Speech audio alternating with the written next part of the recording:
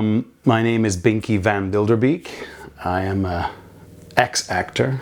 I met Stefanos many years ago as fellow actors on a movie set in Bulgaria.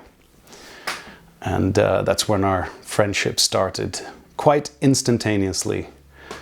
And I have very many funny stories of Stefanos and I in Bulgaria, for example.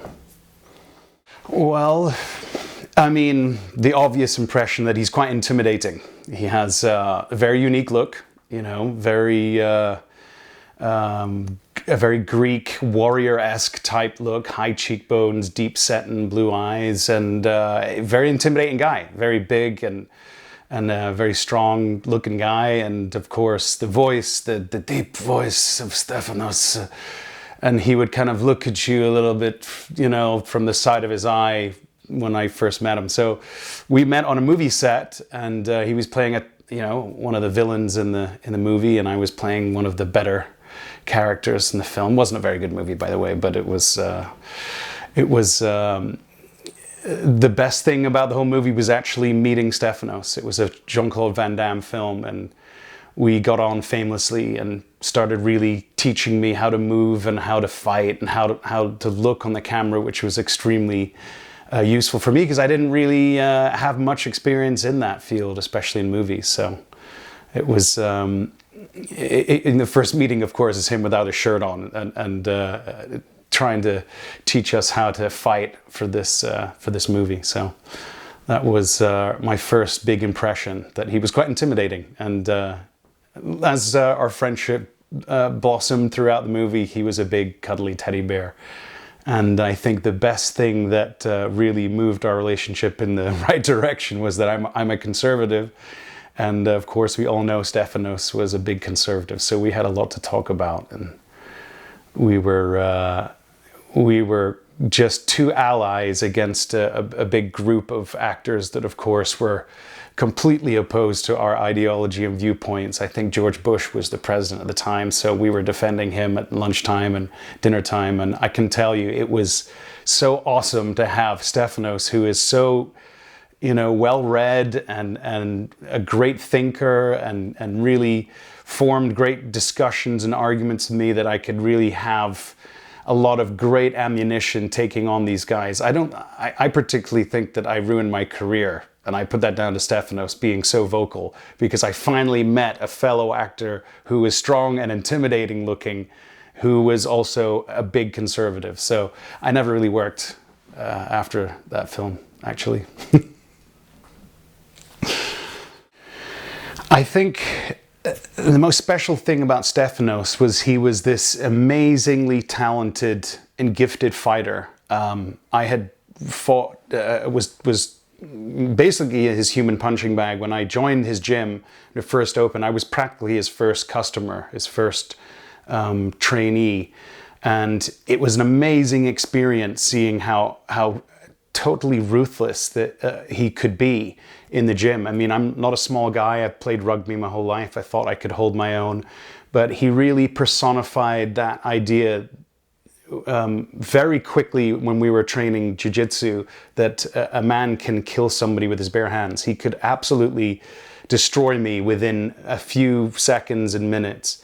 But the amazing thing was, he was an extremely smart guy. He was extremely well-read. It was amazing. I was embarrassed to be around him sometimes when he was talking about Greek mythology and all the great thinkers. I just never studied philosophy in school, and it was embarrassing. And he would say, Binky, you went to school in England and went to these famous schools. No shit, you don't know anything. And he was absolutely right. So you have this amazing figure, this rugged Greek. He was mythological in his way, you know, because he was one of the few blonde, blue-eyed Greek warriors, because we all know the story of how Greece had been raped and pillaged by the Persians, and they purposely had raped their women so they would have dark hair and dark eyes. But not Stefanos. He managed to keep this fantastic appearance of the original Greeks, and he was quite proud of that, actually. And that was the most remarkable thing about him. He wasn't just this killer in a ring, which you see time and time again. You see these UFC guys interviewed, they can barely put a sentence together, but he was so articulate. He made great discussions. Not everything that he came out with I agreed with, and sometimes he tended to ramble on, and you'd have to just nod your head, and oh, really, Stefanos, it's amazing, and think about what you're going to have for dinner. But he did capture this amazing, unique character, and it was such an honor to spend many nights in some of the maybe houses of ill repute, may I say, until the wee hours of the night, talking about politics and philosophy while surrounded by women with no clothes on. It was quite an amazing experience. Well, I have many stories. Some of them are probably not appropriate for family viewing. So I used to train with Stefanos hard. I mean, he really put me to work, and he transformed my physique. And, that wasn't just the goal of what we were trying to achieve when I worked out. We trained for 3 years. And I mean, if I were to go to the gym alone and start pumping iron, I'd be there for half an hour watching the TV. He put me to work. He introduced me to kettlebells. I'd never done this before. I hate kettlebells. And every time I see a set of kettlebells in a gym, I immediately think of Stefanos, and thank God I don't have to do any more of his kettlebell moves. And but we worked out so hard. And one of the times that we were finished up, and I said, Stefanos, he was like, let's go out for dinner tonight.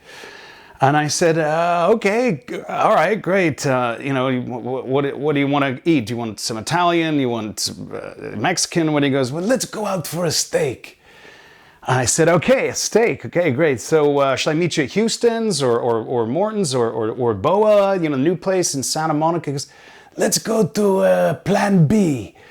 And I was thinking to myself, Plan B? Isn't that a strip? Is that a strip club, Stefanos? The best steak for $25 in all of Los Angeles. And I said, okay, never doubting Steph. He always steered me right thus far. So I said, okay, Stefanos said, Plan B, strip club, this best steak. Okay, what time you want to meet? 7 o'clock, 8 o'clock?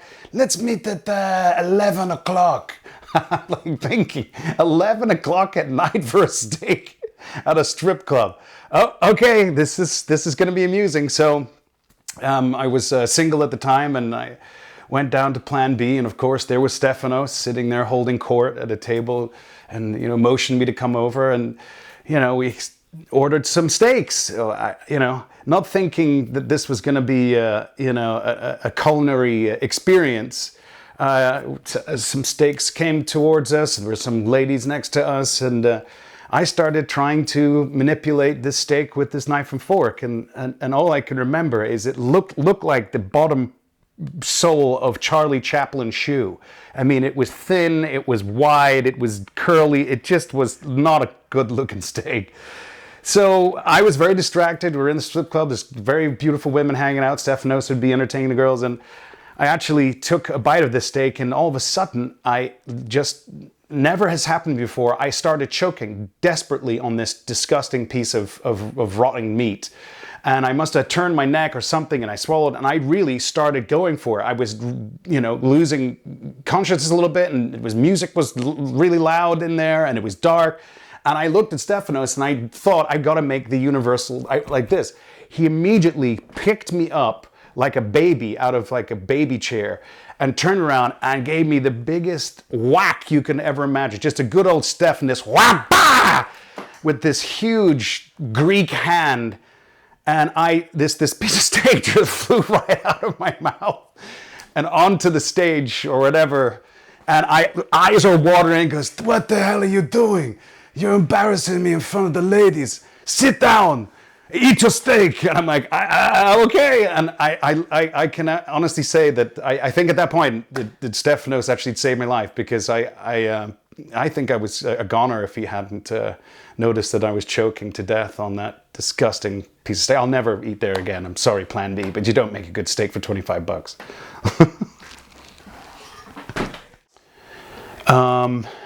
I got a phone call from a mutual friend, and I was at home and with my new wife, and it was just so deflating.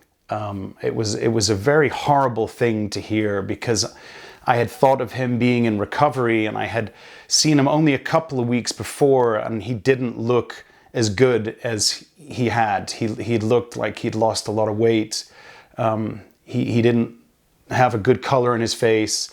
I didn't think of it at the time because I would cycle by here all the time, and I'd bump into him training. But last time was probably about 3 or 4 weeks before he passed. So I had a feeling that when I was told he'd passed away, it was a big shock. But there was something inside me that said that it looked like it wasn't something that he, wasn't looking as healthy as he could have been.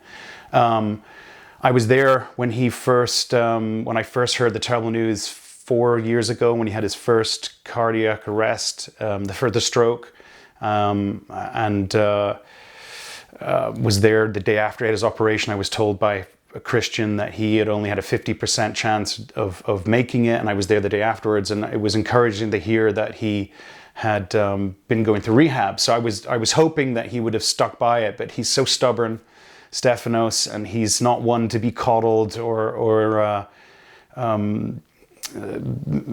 pampered over. He was very independent, as we all know. And I think the one relief for me that as the days after learning that he had passed away and was on, at his own home, on the floor, that I just hoped that it was a very quiet and peaceful death for him, because I don't think Stefanos would have reacted very well if he had been resuscitated and he had lost the use of his speech, like a lot of stroke victims have, or was confined to a wheelchair. I'm not sure how he would have coped with that. So there was a sense of relief in a way, because I had been through him being very sick and being close to death some years before.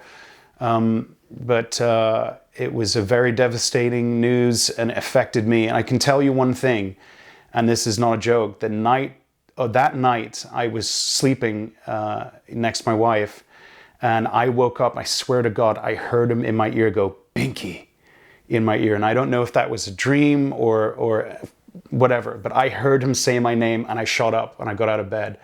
And, subconsciously maybe I was dreaming about him, but that was so clear that he said, "Binky."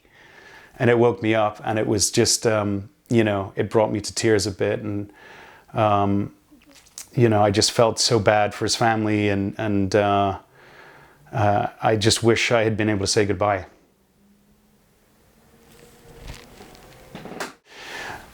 My name is Binky Van Bliderbeek. I'm a good friend of Stefanos. I came out to pursue an acting career 22 years ago. And Stefanos and I met on the set of a Van Damme movie in Bulgaria. And we struck up an amazing friendship, and we stayed friends for many years. And I was Stefanos' first kind of trainee at his new gym. And for 3 to 4 years, I got my butt kicked by Stefanos, and he taught me some great life lessons and how to defend myself, and jiu-jitsu and kickboxing. And we had a really great friendship, and gave me some great advice, because damn, I needed it after my first divorce, and subsequently having a child out of wedlock with the second one that he warned me not to do. But yeah, we were great pals, and it's a shame we never worked again in movies. We tried to put things together, but he was a great friend and will be very much missed. And I don't think I'll ever forget Stefanos Miltsakakis.